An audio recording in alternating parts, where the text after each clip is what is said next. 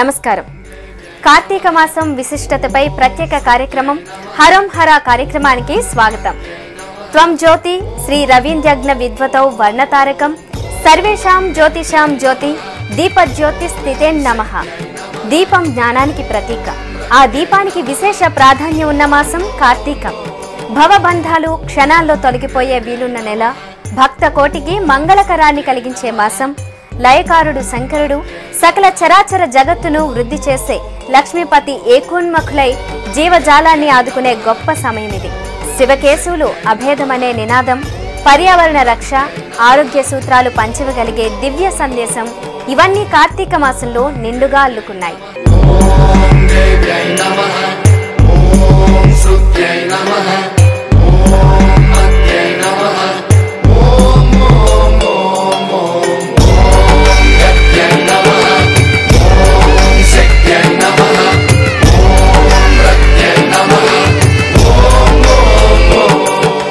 కార్తీక మాసం సంవత్సరంలోని సర్వమాసాల కంటే మహిమాన్వితమైనది, ప్రశస్త్యమైనది.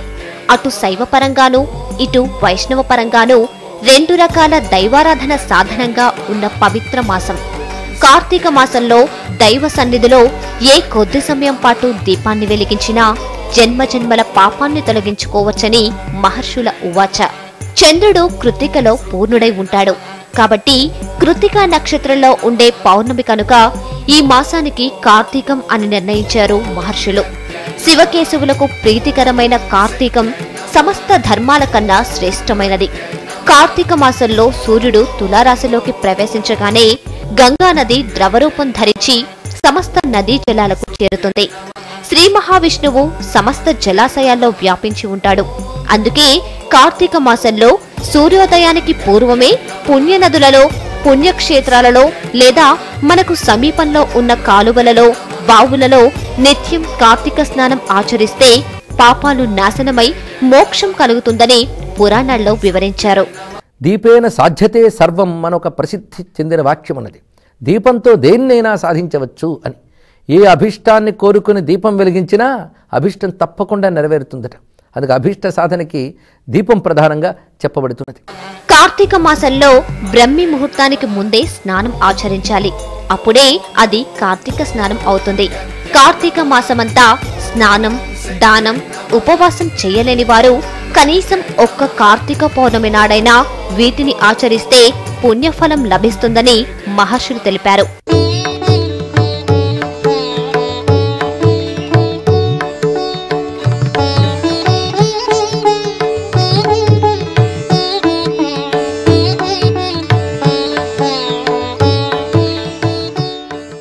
ఈ కలియుగంలో శ్రీ మహావిష్ణువుకు ప్రీతికరమైన కార్తీక వ్రతాన్ని మించిన వ్రతమే లేదని బ్రహ్మర్షి అయిన వశిష్ఠ మహర్షి రాజర్షి అయిన జనకుని చెప్పినట్లు కార్తీక మహత్యంలో తెలిపారు. ఈ మాసంలో స్నానం, దీపం, సూర్య నమస్కారాలు, గోగణ పూజ, తులసి, ఉసిరి పూజలు ప్రత్యేకంగా కనిపిస్తాయి. స్త్రీలు ఆచరించే కార్తీక వ్రతం, నోము ఏ స్వల్ప కార్యమైన గొప్ప ఫలితాన్నిస్తుంది. ఈ మాసంలో స్నానం, దీపదానం, దీపారాధన, కన్యాదానం, ఉపవాసం చేయడం వల్ల అనేక జన్మల్లో చేసిన పాపాలు హరించుకుపోతాయని కార్తీక పురాణం చెబుతోంది. కార్తీక మాసం అనేది చాంద్రమానంలో చెప్పుకునే మాసం.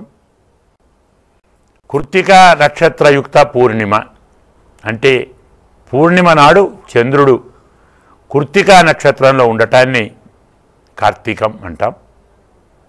చంద్రుడు మనస్సుకు ప్రతీక. చంద్రమ మనసో జాత అని. కృత్తిక అగ్నిన్న పాతు కృత్తిక అని. కృత్తికా నక్షత్రానికి అగ్ని అధిదైవం. అగ్ని అంటే జ్ఞానమని. జ్ఞానము బుద్ధికి సంకేతం. పూర్ణిమ పరిపూర్ణతకు సంకేతం. మానసిక సంకల్పము, బౌద్ధికమైనటువంటి నిశ్చయము, ఈ రెండు పరిపూర్ణంగా ఉండటాన్ని కార్తీక పూర్ణిమ అంటాం.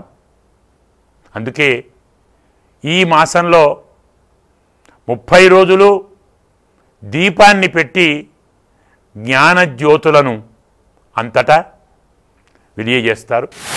కార్తీక మాసంలో నియమాలు పూజల వెనుక ఎన్నో ఆరోగ్య నియమాలు దాగి ఉన్నాయి. ఈ నెలలో ఆచరించే అన్ని వ్రతాలు, పూజలు, నియమాలు అన్నింటి వెనుక ఆరోగ్యపరమైన కారణాలున్నాయి. ఓవైపు పుణ్యం, మరోవైపు ఆరోగ్యం. ఇది కార్తీక మాస విశిష్టత. కార్తీక మాసంలో ఏకాదశి, ద్వాదశి ఉత్కృష్టమైన దినాలు. వీటినే క్షీరాబ్ధి ద్వాదశి అంటారు. ఈ రోజునే మహావిష్ణువు నిద్ర నుంచి మేల్కొంటాడని ప్రతీతి. ఉసిరి, మారేడు, తులసి వృక్షాలను ఈ నెలలో పూజించాలి. తులసి విష్ణు రూపం, మారేడు శివరూపం, ఉసిరి బ్రహ్మరూపం. వీటిని మూర్తిత్రయ స్వరూపాలుగా ఆరాధిస్తారు.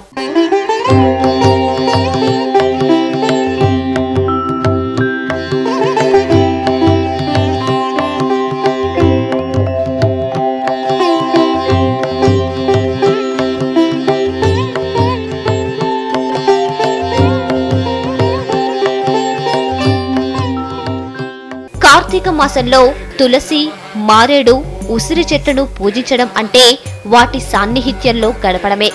అనేక రోగాలు తరిమే ఈ కాలంలో వైద్యపరంగా ఎంతో ఉత్కృష్టమైన ఈ చెట్ల దగ్గర గడిపితే అనేక జబ్బుల నుంచి విముక్తి పొందడమే. తులసి ఇళ్లలో ఉంచి పూజించడం వల్ల ఈ ఇంటిలో నివసించే వారికి ఆరోగ్యపరంగా మేలు కలుగుతుంది. ఆయుర్వేద పరంగా ఉసిరిక చెట్టు ఎక్కువ ప్రాముఖ్యతని పొందింది. అసలు ప్రతిరోజు ఆదివారం మినహాయించి ఉసిరిక కాయతో చేసినటువంటి పచ్చడి తినాలని మన వాళ్ళు చెబుతుంటారు, అన్నం తినడానికి ముందు, ఎందుకంటే ఆరోగ్యం దృష్ట్యా. అలా ఉసిరికకి ఆయుర్వేదంలో ఉన్న ప్రాముఖ్యతని దృష్టిలో పెట్టుకుని కనీసం ఈ కార్తీక మాసంలోనైనా మన వాళ్ళు ఆ ఉసిరిక చెట్టుని, ధాత్రీ వృక్షాన్ని యొక్క ప్రాధాన్యతని గ్రహిస్తారనే ఉద్దేశంతో ధాత్రీ పూజ చెయ్యండి అని చెప్పారు. కార్తీక మాసంలో పవిత్ర స్నానాలకు ఎంతో ప్రాధాన్యం ఉంది. కార్తీక నదీ స్నానాల విషయంలో ఆరోగ్య సూత్రం ఇమిడి ఉంది. నదీ జలాలు కొండలలోనూ కోనలలోన చెట్లను, పుట్లను తాకుతూ ప్రవహిస్తాయి. అలా ప్రవహించడం ద్వారా ఎన్నో నవమూలికల రసం నదీ జలాల్లో కలుస్తుంది. ఈ జలాల్లో స్నానం చేయడం ద్వారా ఆరోగ్యం సమకూరుతుంది. అంతేకాకుండా ఈ కాలంలో రాత్రి సమయం ఎక్కువ కావడం వల్ల ఉదయాన్నే లేచే అలవాటు పెరిగి వివిధ రకాల పనుల్లో మన సామర్థ్యము పెరుగుతుంది. ఈ కాలంలో ప్రాతకాలంలో దీపాన్ని వెలిగించడం వల్ల శరీరం వేడికి దగ్గరగా గడపడం వల్ల ఉత్తేజితమవుతుంది. దీపం జ్ఞానానికి సంకేతం, ఉత్తేజానికి రూపం. ఇవి రెండూ మనకు సమకూరుతాయి. ఇదే కార్తీక దీపం ద్వారా మనకు లభిస్తుంది. కార్తీక మాసంలో ఆలయాల్లో దీపాన్ని వెలిగించడం అన్నింటికంటే ఉత్తమమైనది. ఆలయాల్లో చేసే దీపమాలిక సమర్పణ సర్వపాప హరణం అని పురాణాలు చెబుతున్నాయి. కార్తీక మాసం దీపప్రధానమైన మాసం. ఒక్కొక్క మాసానికి ఒక్కొక్క ప్రాధాన్యం చెప్తున్నారు. మాఘమాసం స్నానానికి, వైశాఖం దానానికి, కార్తీకం దీపానికి ప్రాధాన్యమైనటువంటి మాసం. పైగా కార్తీకంలో అనేక నియమాలున్నాయి, అనేక వ్రతాలున్నాయి, అనేకమైన దీక్షలు, అనుష్ఠానాలు ఉన్నాయి. అన్నీ కూడా అమోఘమైన ఫలితం కార్తీక మాసంలో ఆచరిస్తే లభిస్తాయని శాస్త్రములు చెప్తున్నాయి. అయితే వీటన్నిటిలోనూ ఈ దీపవ్రతం అనేది ప్రధానంగా కార్తీక మాసమంతా చెప్పబడుతున్నది. సంధ్యా సమయాల్లోనూ ప్రాతకాలంలో కూడా దీపజ్యోతుల్ని భగవదర్పణ బుద్ధితో వెలిగించినటువంటి వారు సర్వాభీష్టాలని పొందుతారు అని శాస్త్రం చెప్తున్నది. ఈ కార్తీక మాసపు ఈ దీపజ్యోతి ఉత్సవం ఆశ్వయుజ అమావాస్య నుంచి ప్రారంభమవుతుందని చెప్పుకోవాలి. అక్కడి నుంచి కార్తీక మాసం అంతా కూడా దీపాన్ని గృహసీమల్లోనూ, దేవాలయాల్లోనూ, పావనమైనటువంటి తులసి కోటల సమీపంలో ధాత్రీ వృక్షము అనగా ఉసిరిక యొక్క మొదట్లోనూ దీపజ్యోతులు వెలిగించడం అనేది శాస్త్రం చెప్తున్నటువంటి విషయం. కార్తీక దామోదర ప్రీత్యర్థంగా ఈ దీపజ్యోతిని వెలిగిస్తారు. కార్తీక మాసంలో తులసి దళాలు, గంధంలో సాలగ్రామాన్ని అర్పించడం క్షేమదాయకం. సాలగ్రామాన్ని ఉసిరి చెట్టు కింద పూజించడం శ్రేయస్కరం. ఈ మాసంలో చేసే ఉపవాసాలు, వంటిపూట ఉపవాసాలు శరీరానికి మేలు చేసేవే. కార్తీక మాసంలో సోమవారం వ్రతాలు చేసేవారు వంకాయ, గుమ్మడి, ముల్లంగి, ఆతనప, రేగు, ఉల్లి ఈ కాలం తినకపోవడం వల్ల ఆరోగ్యపరంగా మేలే కలుగుతుంది. హరోం హర ప్రత్యేక కార్యక్రమంలో ఇప్పుడొక చిన్న విరామం.